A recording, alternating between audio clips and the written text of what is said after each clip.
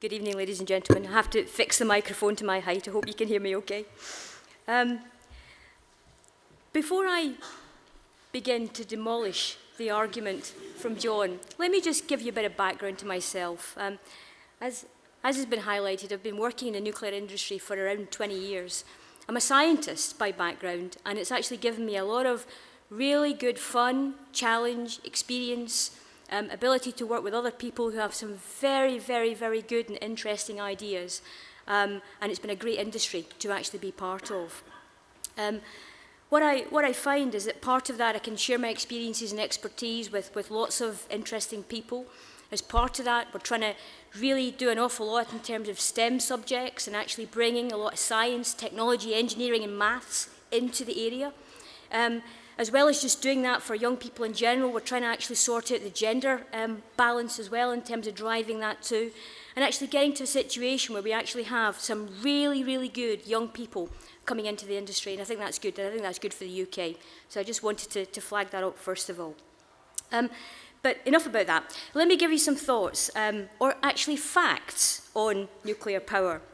And I'd like to just remind ourselves, just in terms of where we are. I think we started off with the first generation of nuclear reactors back, I think that was generation 1, that was back in the 1960s. Then we moved on to generation 2. Then we move on to generation 3+. And that's all just starting to happen now. So we're actually starting to move along that time frame now. And we're actually at a stage where 6 decades on, we're actually at the 3rd generation of nuclear reactors across the world, and actually the UK has led the way to a certain extent in a lot of that reactor technology. And just in terms of setting the scene as well, just in terms of some facts, I actually do think that nuclear power is part of the energy mix. I also think that renewables are really important as well, as are all of the other parts of the energy mix too, like gas, for example. But we need to take things in context, and a windmill is the equivalent, basically it's 1 megawatt electrical, so you have to have 100 windmills, or maybe even 150 nowadays, to actually be equivalent to 1 nuclear power plant. And that's kind of like, you need to just understand that in context. So you've got one megawatt in comparison to that. And I've got that wrong actually, it's actually about 1,000, because it's 1,000 megawatts electrical that you're talking about there. So what you're actually saying is you actually need quite a lot of wind power to actually be the equivalent of a large nuclear power plant.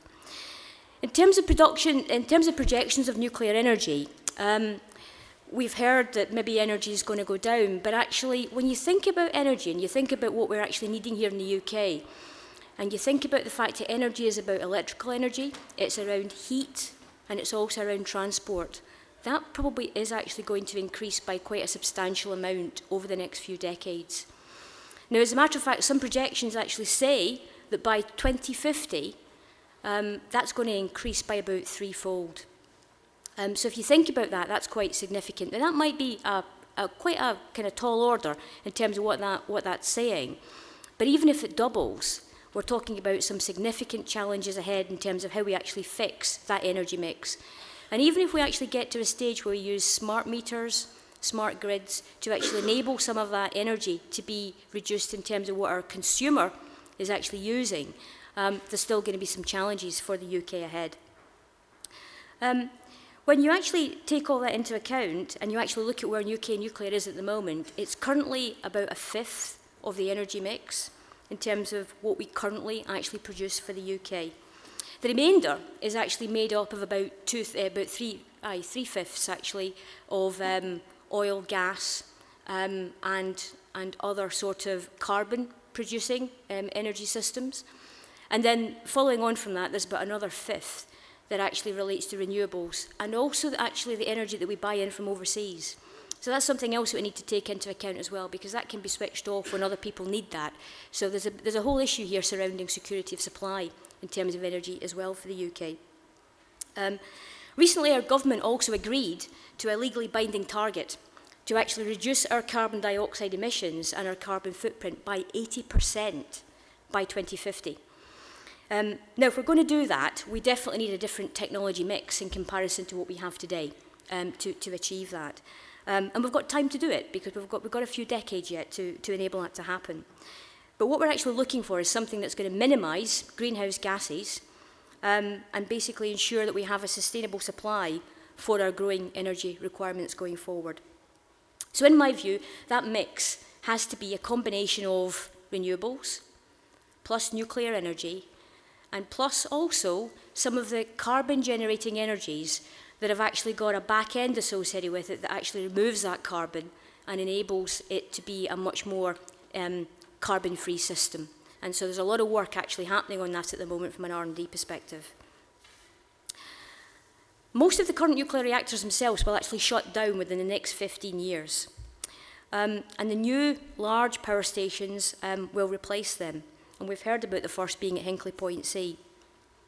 We do need to remember around the whole economics associated with nuclear that when these economics are taken into account, a nuclear plant actually operates for around 60 years. So when you're actually talking about actually working through what that overall pricing scheme is going to be, you're talking about a 60-year time horizon.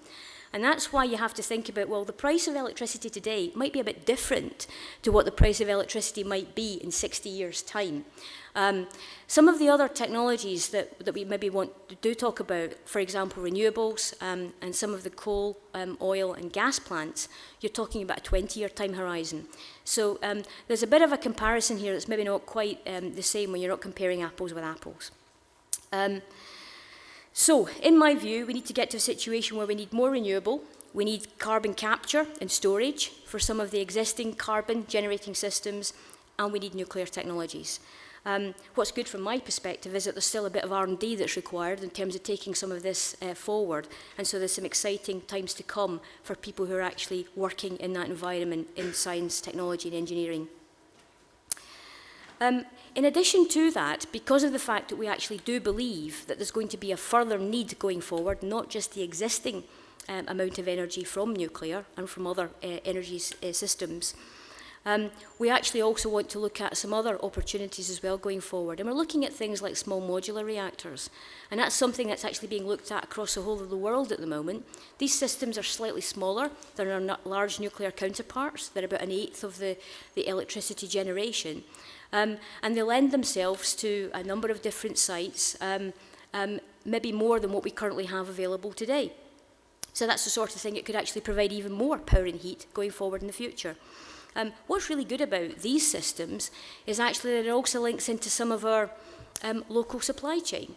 So, you know, in the UK and in the North, we have a very proud heritage associated with advanced manufacturing. And that advanced manufacturing for a while was actually starting to die when the oil industry and the coal industry and the steel industry all started to really start to decline. But with a lot of skills, a lot of skill base associated with that, associated with manufacturing. So actually starting to grow that again, I think is really important, and actually make sure that that skills and expertise is used going forward. Now, I'm not saying that the nuclear industry is the only place to use that, because I actually think it can also be applied to the automotive industry, it can be applied to the rail industry, it can be applied to the air industry as well. But it's key in terms of actually using the best parts of the UK in terms of what we have going forward and making sure that our industries flourish. Anyway, enough of me rambling. I actually believe that nuclear power is a reliable, secure and clean technology. I believe that it's a technology for the current. We currently have a suite of reactors that produce around 1/5 of our energy today. It's a technology for the future. We have a suite of new reactors that are going to be coming online that have been used in many other parts of the world and very successfully. And I also believe that it's a technology that's been shown and demonstrated to be a reliable baseload technology over the last 6 decades. It's operated since the 1960s through to today, and in that time we have generated lots of power for lots of people within the community. And I have to say as well that I'm a taxpayer, and I proudly buy my electricity from EDF Energy, and I know that that is part of the nuclear mix. I know that it's not all of nuclear that I buy, but I buy part of that nuclear mix. And just a final thought from me. Renewables are great. And And I think that's a wonderful thing to be going with, and I think we should be going with that as part of the mix. We need to just recognise the climate that we live in. I mean, I've come from Glasgow originally. I live in Manchester. I have a number of teams who are based at Sellafield, but I live in Manchester myself. I know how many rainy days that I have to suffer. It's actually nicer in Manchester than it is in Glasgow because it's warmer, believe it or not. So if you come from the north-south to Manchester, you'll get that. If you come from the south-north, you probably won't. So it's all about your climate. It's all about what you can actually manage to capture based on that climate. The other thing is, if you look at wind power, that's great as well. And we're actually doing a lot of great work in terms of bringing a lot of both onshore and offshore wind to our market. But again, it's very dependent on the type of wind, whether it's a small window. So if you've got too much wind or too little wind, the windmills don't work. So it's good for flexible load, but when you actually start looking at base load, you need something that's reliable, that when you turn the switch on, you know you're going to get electricity. When you want to make a cup of tea, you make a cup of tea. When you want to play on your Nintendo or whatever it is nowadays, you know that it's going to work.